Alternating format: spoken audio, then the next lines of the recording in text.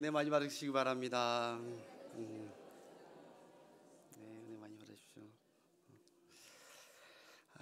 오늘 말씀도 지난 주일에 이어서 같이 예수님의 유년 시절에 대해서 영적인 교훈, 하나님의 은혜를 받고자 합니다. 지난 주간에 두 가지 메시지를 전했고요. 오늘도 두 가지 메시지, 이 본문에 담겨 있는 영적인 의미.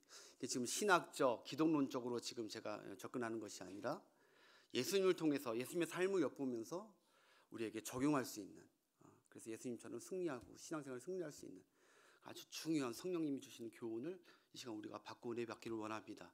네, 예수님은 그냥 믿기만 하라고 주신 분이 아닙니다. 그게 먼저 중요한 거지만, 예수님을 믿어서 우리가 구원받아야 되겠지만, 예수님은 우리에게 주신 선물 또 하나는, 이 땅에 보내신 이유는 그분의 삶을 본받으라는 것입니다. 네, 그것이 신앙생활의 승리고 예수님 제자의 삶이라는 것입니다. 오늘 예수님의 이 어린 시절이지만, 어리다고 무시하는 게 아니라 예수님의 삶을 통해서 우리가 또 배워가면서 우리 신앙의 한순도 성숙해 가시는 귀한 복된 변화의 시간이 되시길 축복합니다. 두 가지를 전하겠는데, 예수님의 모범적 신앙의 솔루션인데, 본문 배경을 잠시 얘기하자면, 예수님께서 성전에 혼자 계시고 부모님들은 가셨죠. 예수님을 두고 그냥 갔어요. 떠나버렸으니까. 그러다가 예수님 하루길 가서 예수님 없는지를 그때야 눈치채고 3일 길을 헤매고 돌아오다가 혹시나 하고 성전에 가봤는데, 역시나 예수님은 성전에 움직이지 않고 항상 거기 계셨던 거예요. 그래서 그걸 발견하고 그러면서 이제 오늘 본문이 시작되는 내용인데, 오늘 본문 한번 보겠습니다. 모친 마리아가 예수님을 이렇게 꾸짖합니다. 48절부터 보겠습니다. 48절. 예수님께 이렇게 얘기하죠. 그의 부모가 보고 놀라며 그의 어머니는 이르되, 아이야, 어찌하여 우리에게 이렇게 하였느냐? 보라, 내 아버지와 내가 근심하여 너를 찾았느니라. 아멘. 이 마리아가 지금 예수님을 꾸중하는 것입니다. 그러니까 여러분, 마리아도 사실 어느 부모님들과 여차 다른 게 없는 사람입니다. 저 천주교는 자꾸 마리아를 흠이 없고 거룩하고 신적인 것으로 지금 순상하는데, 마리아도 우리하고 성정하고 똑같은 인간입니다. 죄인이고 흠이 많고. 근데 이거 보면은 자식을 막 나무라죠. 얘야, 어째서 이랬니? 우리가 널 얼마나 찾아놓은지 아니? 라고 뭐라고 합니다. 근데 저는 이 부분에서 예수님이 조금 이 말을 듣고 좀 억울하셨겠다 싶은 거예요. 예수님이 억울하셨겠다. 왜냐하면 이건 지금 예수님이 잘못이 아니라 순전히 부모가 자식을 챙기고 데려갔어야 되는데 12살 자식을 냅두고 자기들끼리만 떠난 겁니다. 떠났다가 뒤늦게 아차 놓고 왔네 하고 3일길 자기 고생 하다가 지난주에 얘기한 것처럼 예수님과 함께 하지 않다가 신경 쓰지 않다가 다시 돌아와서 꾸중하는 거예요. 꾸중. 여러분, 사실 오히려 자식이 어찌하여 해야 되는 거 아닙니까? 자식이? 아니, 어찌해서 내 엄마 아빠 맞아? 나를 냅두고 갈 수가 있어. 이렇게 사람 안 내서 나는 엄마 아빠가 날 버린 줄 알았단 말이야. 그러면서 오히려 자식이 엄마한테 어찌해서 그러지 해요. 상처받았다고. 근데 여기는 오히려 되려 부모님이 막 뭐라고 꾸질러요. 구박하고. 저도 근데 이거 보면서 그런 걸 느껴요. 나도 아이 키우는 부모이지만 저도 때론 이런 부모 같을 때가 많았습니다. 이 마리아나 요셉 같이 자식이 잘못 있었던 게 아닌데, 사실 내가 내 잘못으로 인해서 일어났던 일들인데 오히려 자식한테 더 뭐라고 꾸짖었던 허물 많은 부모의 나의 모습도 여기서 좀 보았습니다. 어쨌든 49절을 보니까 우리 예수님께서 이렇게 꾸중하시는 부모에게 이렇게 대답을 합니다. 49절 시작. 예수께서 이르시되, 어찌하여 나를 찾으셨나이까? 알지 못하시네. 네, 우리 예수님은 뭔가 비범하시고 탁월하셨습니다. 나를 꾸중하고 있는 부모에게 나 억울합니다 이렇게 얘기하지 않고, 오히려 내가 내 아버지 집에 있어야 될 줄을 왜 여러분들은 알고 있지 못했습니까? 내가 내 아버지 집에 있어야 될 줄 왜 몰랐습니까? 내가 잘못한 것이 없습니다 라는 것이죠. 여러분, 이 말은 여러분 성경에서 기록된 최초의 예수님의 첫 마디입니다. 성경에서요, 예수님이 첫 마디가 어떤 분들은 뭐 회개하라 천국이 가까우니라 이게 첫성인 줄 아시는데 아닙니다. 이게 첫 마디입니다. 예수님이 첫 번째 하신 말씀이 무슨 말씀이라고요? 내 아버지는 하나님이시다 이거였어요. 내 아버지는 하나님이시다. 이게 예수님의 첫성이었습니다. 여기서 우리는 예수님을 통해서 인생의 중요한 레슨 하나를 배웁니다. 그 두 가지 중에 첫 번째를 배우는데요, 그 첫 번째가 바로 예수님은 자기 정체성이 분명했습니다. 예수님이 12살이지만 자기가 어떠한 자인지, 자기의 존재와 가치와 이 정체성이 분명했다는 거예요.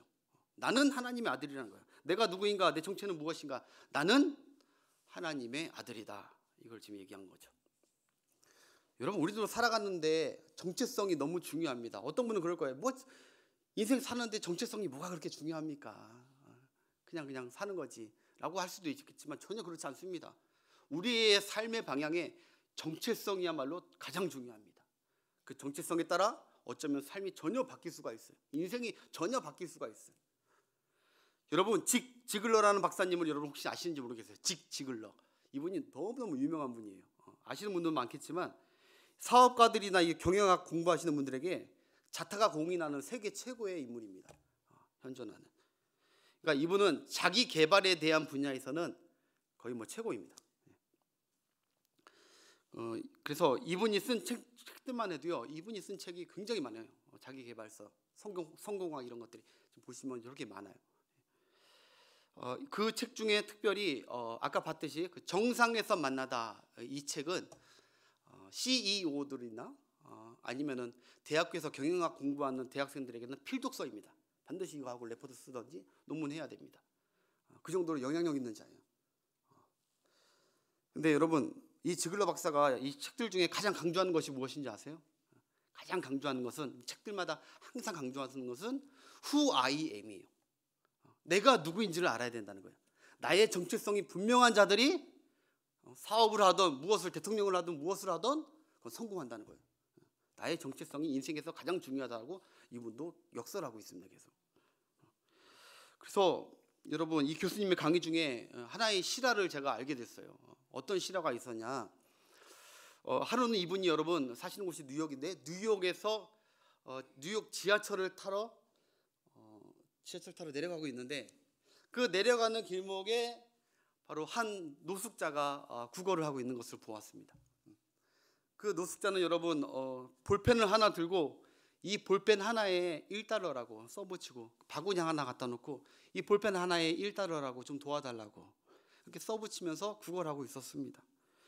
여러분, 그런데 여러분 한번 생각해 보십시오. 사람들이 보통 이렇게 볼펜 하나에 1달러니까 볼펜 가져가셔서 도와주세요 하면은 볼펜 안 가져가잖아요. 돈 주면 좋지. 1달러 그냥 누면 넣지, 이거 누가 가져갑니까?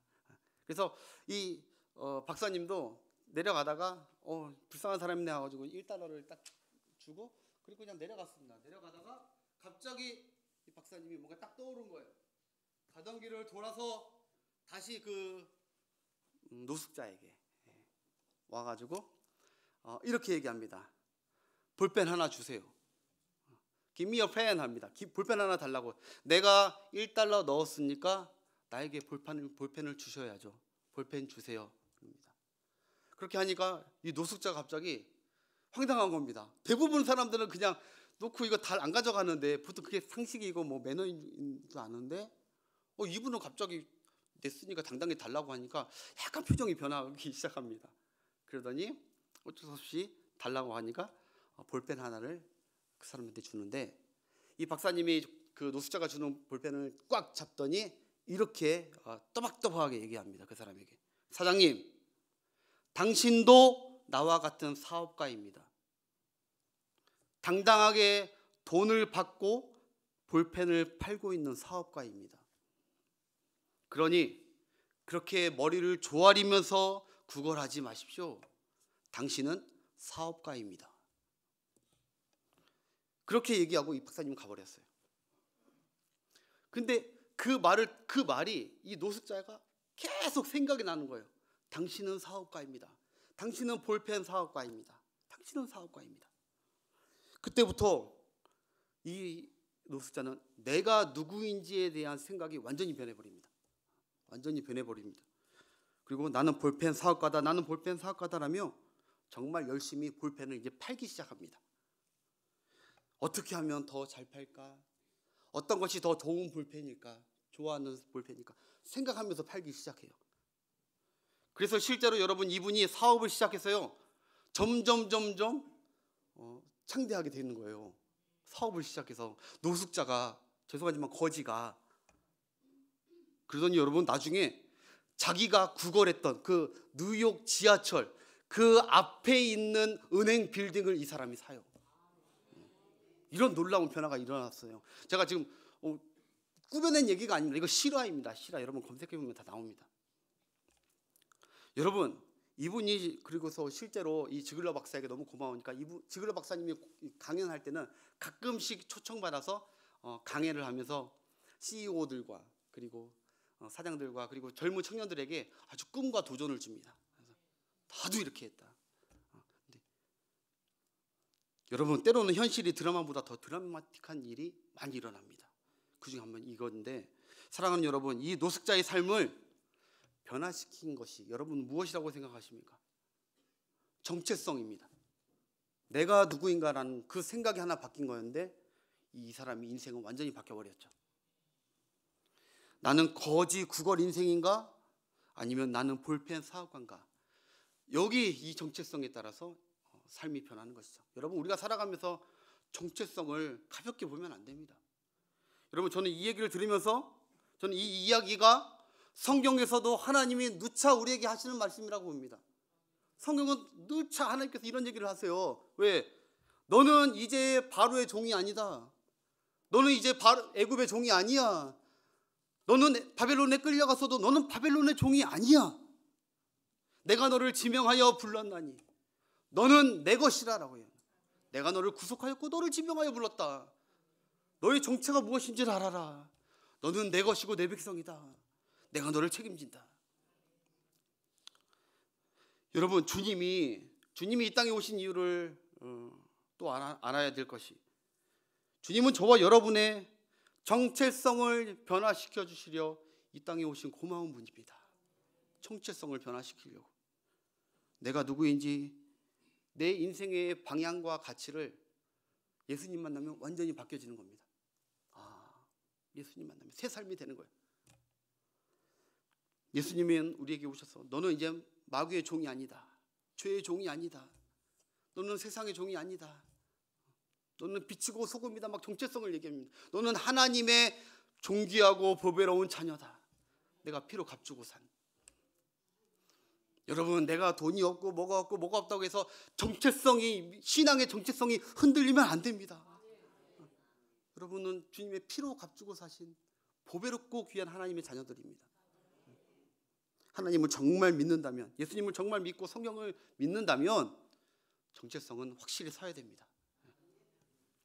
제가 부끄럽지만 저도 20대 중반까지는, 정확히 25살 때까지는 저는 잘못된 정체성을 가지고 살았습니다. 잘못된 정체성. 교회는 모태신앙인데 신앙은 모태부터 다녔는데 잘못된 정체성이 있었어요. 늘 나는 별 볼 일 없는 사람이다. 나는 뭐 잘하는 것도 없는 사람이다. 나는 훌륭하신 목사님과 사모님의 아들인데 다 수준 미달뿐인 나는 그런 자식이다. 저는 솔직하게 고백합니다. 거짓말할 수 없습니다. 25살까지 내 정체성은 말하기 부끄러울 정도로 나는 뭘 해도 안 되고 안 하는 게 나은 사람이고 별 쓸모가 없는 사람이다. 아버지 목회에 별 도움도 안 되고 그렇게 생각을 했습니다. 근데 여러분, 그렇게 잘못된 정체성, 실패의 정체성, 꿈도 비전도 없이 살고, 아까 얘기한 그 노숙자와 같은 똑같은 삶이었습니다. 제가 구걸만 안 했지 안 돼, 소망이 없어, 근근히 사는 그런 삶이었는데, 그런데 우리 주님께서, 제가 필리핀에 홀로 그 밤에 홀로 외로이 혼자 있는데 우리 하나님이 저를 만나 주셨습니다. 말씀으로 찾아와 주셨습니다. 그 박사처럼 찾아와서 제 인생을 완전히 바꿔버리셨습니다. 너는 목사의 아들이 아니다. 너는 나의 아들이다. 너는 하나님의 아들이다. 내가 할 일이 있다. 내가 너를 통해서 영광을 받을 것이다. 그때 제 삶이 확 바뀐 거예요. 정체성이. 그때가 터닝 포인트였어요. 주의 길을 가게 한 게 그때 결정이었는데, 우리에게 여러분 내가 누구인가를 깨닫게 되는 것은 놀라운 축복입니다. 믿지 않은 자들은 그거 못 찾습니다. 우리 주님은 우리에게 찾아오셔서 우리에게 정체성을 확고히 해주시는 우리 주님이신 줄 믿습니다. 여러분, 그래서 베델에서 야곱을 만나주신 하나님, 아브라함이 하나님, 이삭이 하나님, 뭐 이렇게 하나님이 야곱 너의 하나님이다 그런 것처럼, 저는 그날 밤 하나님이, 저는 처음 다른 하나님인 줄 알았습니다. 엄마의 하나님, 우리 아버지 목사님의 하나님, 우리 형의 하나님, 찬양을 받아주시는 하나님, 나하고는 아무 상관없는 줄 알았습니다. 나는 그냥 사는. 그런데 그때 하나님이 오셔서 내가 너의 하나님이다. 김철중 목사님 하나님이기도 하고 너의 하나님이다. 내가 너를 책임져 줄게. 그 밤을 잊을 수가 없습니다. 여러분에도 그런 은혜의 밤이, 만남이 있기를 축복합니다. 여러분의 자녀들에게도 그런 정체성이 확고해지는 축복이 있기를 축복합니다. 사랑하는 여러분, 우리가 살아가면서 정체성을 잊지 말라고 살아야 돼요. 내가 누구인가? 내가 무엇을 위해 살아야 되나? 내가 부모를 위해 살아야 되나? 제가 그때 그 철없을 때처럼 난 부모를 위해 살아야 되나? 부모의 도움이 안 되면 살 가치가 없는 사람인가? 이런 게 아니라, 나는 자식을 위해 살아야 되나? 나는 돈을 위해 살아야 되나? 이런 게 아니라, 물론 그게 필요 없는 것이 아닙니다. 자식과 가정을 위해서 살아야죠. 그런데 정말 내가 하나님의 자녀이고 하나님이 나를 향한 뜻이 있다고 안다면, 그러면은 하나님을 위해 사는 것이 첫 번째입니다. 그 고백할 수밖에 없습니다. 주를 위해 살리라. 꼭 이런 주의 일을 해서 목사가 되라는 것이 아닙니다. 항상 늘 마음속에 주님이 내 삶의 첫 번째다. 나는 주를 위해 이 땅에 온 것 같고 주를 위해 살다가 주를 위해 가리라. 정체성. 여러분, 블레셋 군사들이 골리앗과 블레셋 군사들이 선민 이스라엘 앞에 딱 나타났습니다. 그런데요, 뭐 이스라엘의 왕조차, 선민 왕조차, 믿음 있다는 그 왕조차, 그리고 그 이스라엘 병사들 모두 다 바로 실패의 정체성을 갖고 있었어요. 잘못된 정체성. 그러니까 벌벌벌 떨었어요. 그러나 오직 15살 다윗만은 성공의 정체성, 신앙의 정체성으로 저 할례받지 못한 것이 우리 하나님의 자녀들을 모욕하고 있다고. 그는 정체성이 어릴 때부터 정확했습니다. 담대히 나가서 골리앗을 무찌르게 하시고 하나님이. 할렐루야. 정체성은 실패하게 못합니다. 여러분 명심하십시오. 신앙의 정체성이 분명히 있는 사람은 실패하고 싶어도 실패하지가 않습니다. 왜? 주를 위해 사는데, 주를 위해 살고자 하는데 어떻게 실패가 있을 수 있습니까? 아무튼 여러분, 예수님이 지금 꾸짖는 거죠. 오히려 내가 누구인지, 누구의 아들인지 부모님들 당신들은 잊었다는 거예요. 다른 사람들은 몰라도 수태 통보받았던, 천사에게 통보받았던 당신들은 기억하고 잊지 말아야 될 거 아니냐는 것이죠. 내가 누구인지, 하나님, 당신들의 자녀가 아니라 하나님의 아들, 딸인지 아들인지 왜 잊어먹었냐 이런 것이죠. 여러분, 마리아가 착각한 게 있었습니다. 예수님과 좀 오래 살다 보니까 예수님이 자신의 마리아의 아들인 줄로만 알고 있었던 거예요. 그렇게 하나님의 일을 위해 자기 몸을 잠깐 하나님께서 빌려 쓰신 것도 모르고 내 자식인 줄 알았어요. 하나님의 것을 내 것인 줄 알았습니다. 마리아는 자신의 정체성도 잊고 살았고요, 마리아는 예수님의 정체성도 잊고 살고 있었다는 것을 예수님이 지금 지적하는 거예요. 무슨 말씀인지 이해가 되십니까? 정체성이 중요합니다. 여러분도 나는 이 땅에 왜 존재하는지 아까 얘기했지만 잊지 마시길 축복합니다. 주를 위해서, 나를 위해서가 아니라 예수님 같이 이런 정체성을 어릴 때든 언제 때든 상관없습니다. 잡혀지면 그때부터는 하나님께 영광 돌리는 삶이 될 줄 믿습니다. 마지막 두 번째, 또 한 가지 두 번째, 예수님은 순종의 삶이었습니다. 순종의 삶. 우리 46절 한번 보겠습니다. 46절 시작. 그가 선생들 중에 앉으사 그들에게 듣기도 하시며 묻기도 하시니. 여기 보시면 예수님께서 성전에 봤는데 선생들은 랍비들입니다. 랍비들 가운데 계셨다는 겁니다. 랍비들 사이에 그 중앙 가운데 계셨다는 거예요. 여러분 한번 사진 한번 띄워주세요. 12살 앳돼 보이는 이 예수님께서 저기 중앙에 있는 게 저게 뭐 그렇게 중요하냐 싶을 수도 있지만 우리는 잘 모르니까. 그런데 여러분 유대 문화에서는 랍비 문화에서는 저거는 정말 충격적인 현장입니다. 저거 정말 충격적인 현장입니다. 왜냐하면 랍비 선생님들은요 보통 사람과 달랐어요. 그래서 지혜가 출중했고 사람들로부터 존경받는 사람들이었습니다. 학식이 높고 존경받았어요. 그래서 랍비에게 행여 가서 뭔가 묻거나 지혜를 얻고 싶어서 뭔가를 묻거나 토론을 할 때에는 반드시 랍비의 발치에 앉아야 됩니다. 랍비의 발치, 그게 유대 문화입니다. 요세푸스에 나와요. 문화. 랍비의 발치에 앉아야 되는데 지금 여기 보니까 어떻게 된 거예요? 발치가 아니라 예수님은 랍비들 중앙에 있는 거예요. 여러분 나중에 성경에 보면요 마르다의 동생 마리아가 예수님께 어디에서 말씀을 듣는 줄 아십니까? 예수님 발치에서 말씀을 듣습니다. 그게 유대 랍비들의 문화예요. 근데 이 랍비들이 처음에는 예수님도 발치에서 말씀을 듣고 토론을 했겠죠. 그런데 예수님과 토론하면 토론할수록 비범한 겁니다. 아니 12살짜리 이 아이가 유대 아이가 우리보다 훨씬 더 성경을 잘 해석을 하고 정확히 짚고 하는 거 보고 깜짝 놀란 거예요. 그래서 예수님을 발치에 두는 게 아니라 그 랍비들 중앙에 거기에 딱 놓은 겁니다.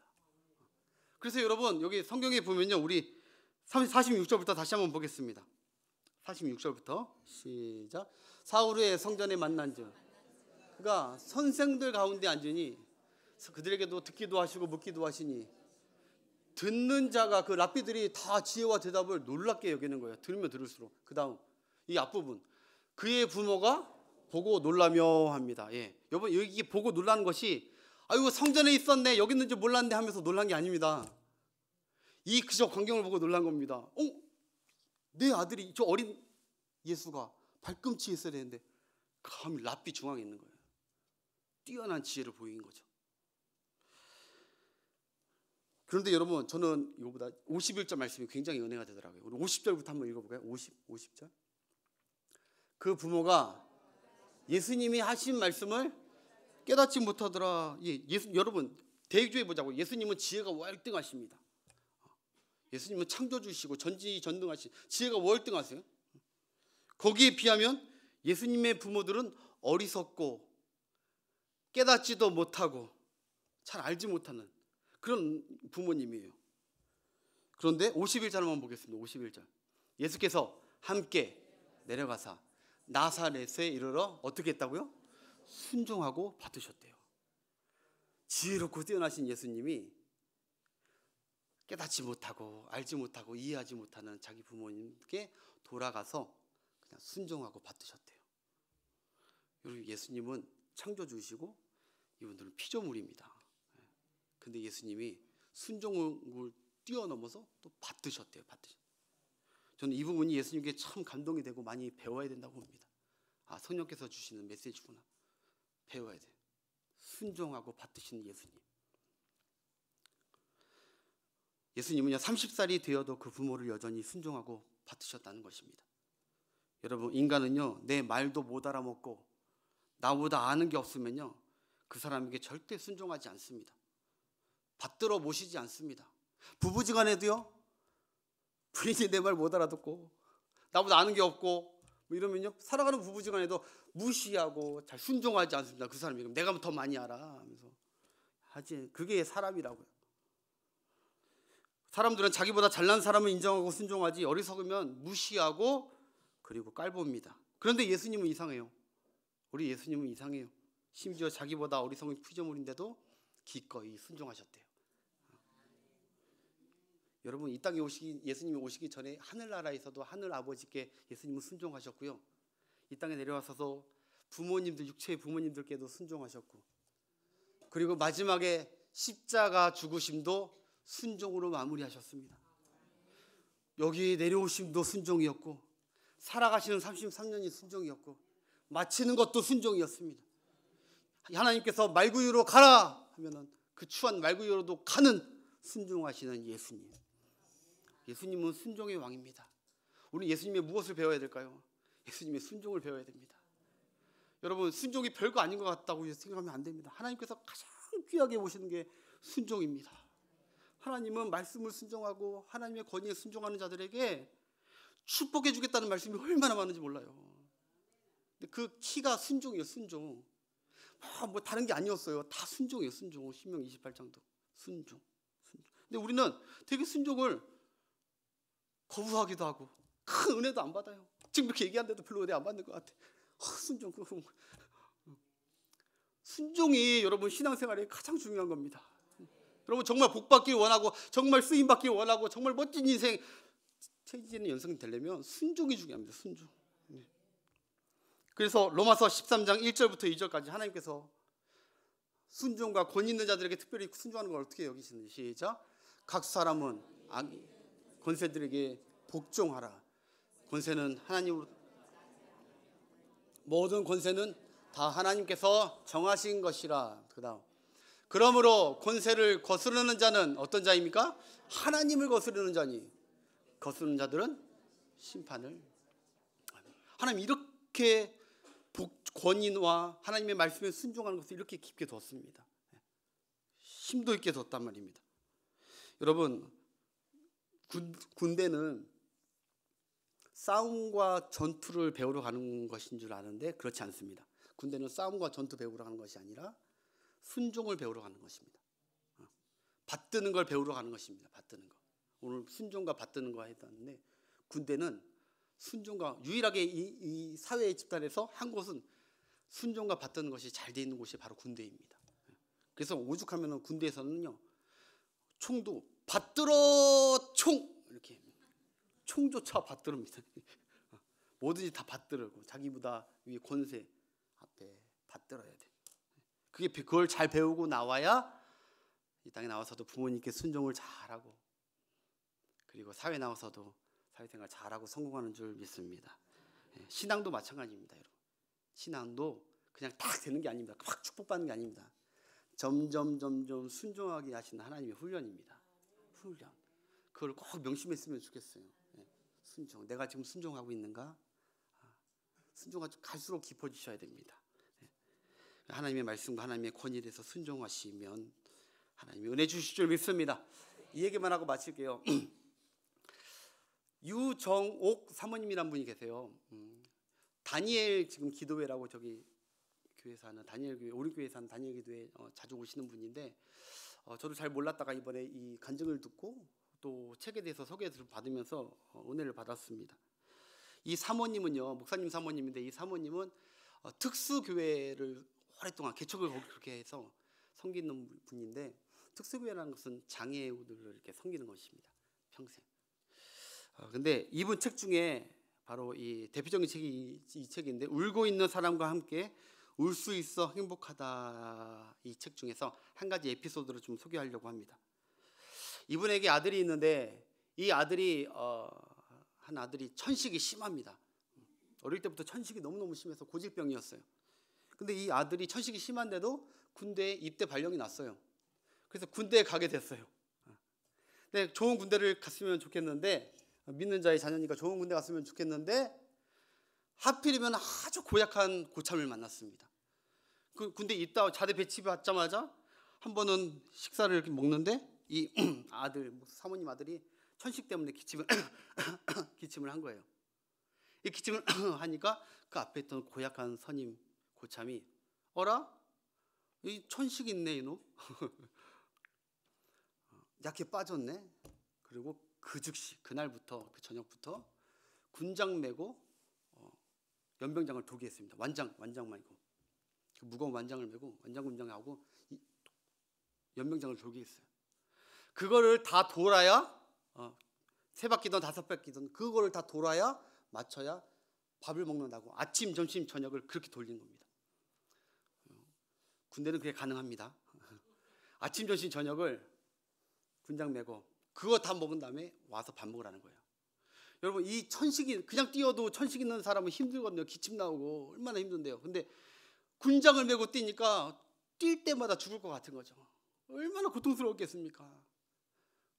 그 뭐 괴로운 날들을 보낸 거예요. 그래서 막 기침하면서 겨우겨우 돌고 나서 식당에 가보면 이미 자기 내무반 사람들은 다 먹고 가버린 거예요.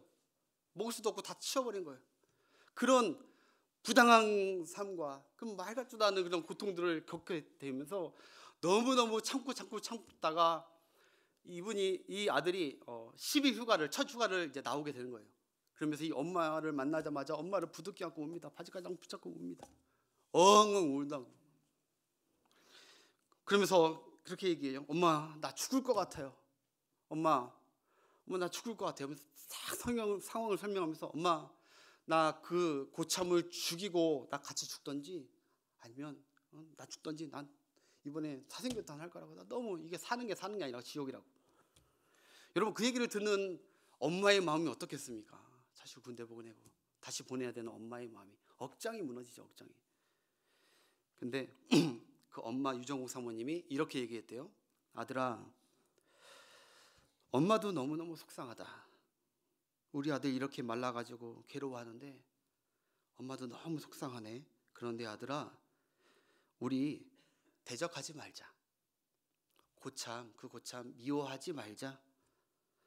하나님께서 말씀하시기 위에 있는 권세에 순종하라고 했으니까, 그리고 예수님도 십자가에서 끝까지 순종하셨으니까 아들아, 우리 말씀대로 한번 살아보자. 말씀대로 순종해보자.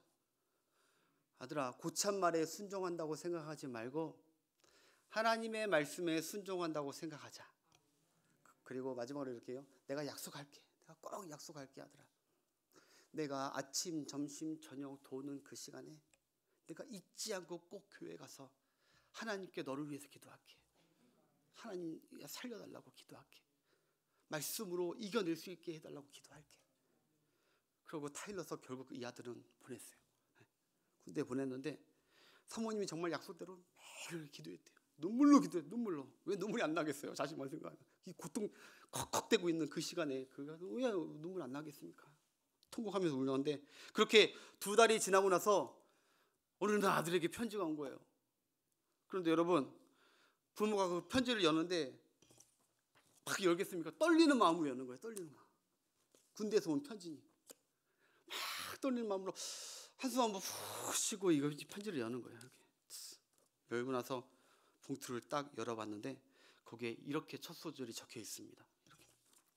할렐루야, 할렐루야, 할렐루야라고 딱 보는 순간 마음이 쫙 놓이더랍니다. 얼마나 걱정됐겠어요. 그 할렐루야가 얼마나 반가웠겠습니까? 그러면서 이렇게 이어가요. 어머니, 기적이 일어났어요. 어머니, 제 천식이 완전히 나았어요. 무슨 일인가 봤더니 완장구부하면서 그렇게 순종, 하나님 말씀 그냥 위에 산간에 그냥 순종하면서 막 달렸더니, 여러분, 부대는 산 쪽에 있잖아요. 산. 공기가 너무 좋은 거예요.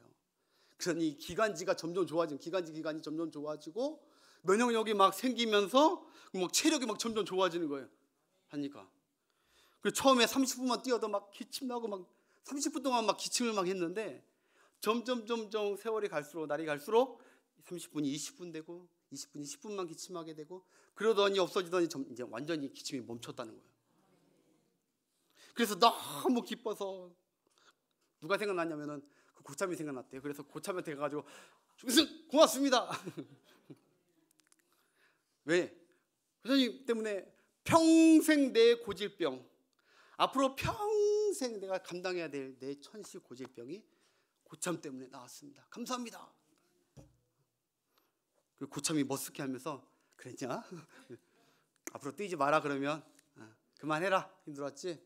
그러면서 그 고참과의 사이도 그렇게 좋아졌대요. 형 동생 사이로.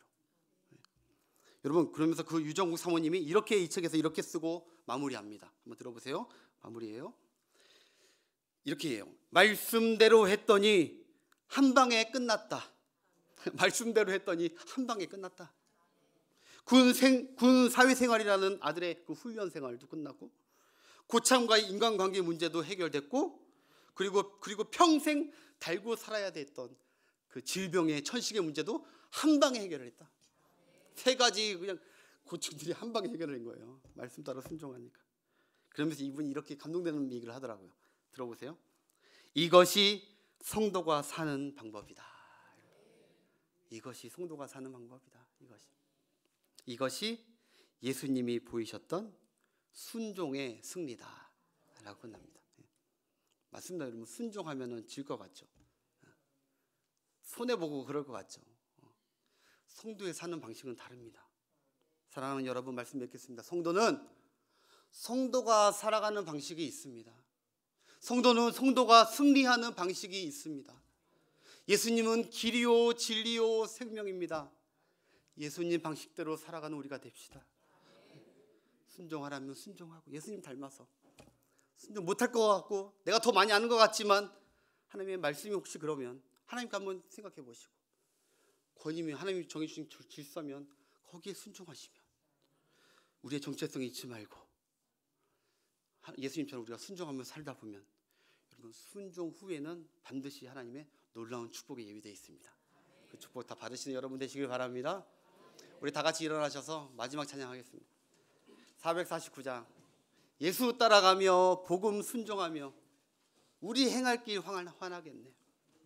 믿음을 가지고 결단하는 마음으로 1절과 마지막 절 찬양하고 기도하고 마치겠습니다.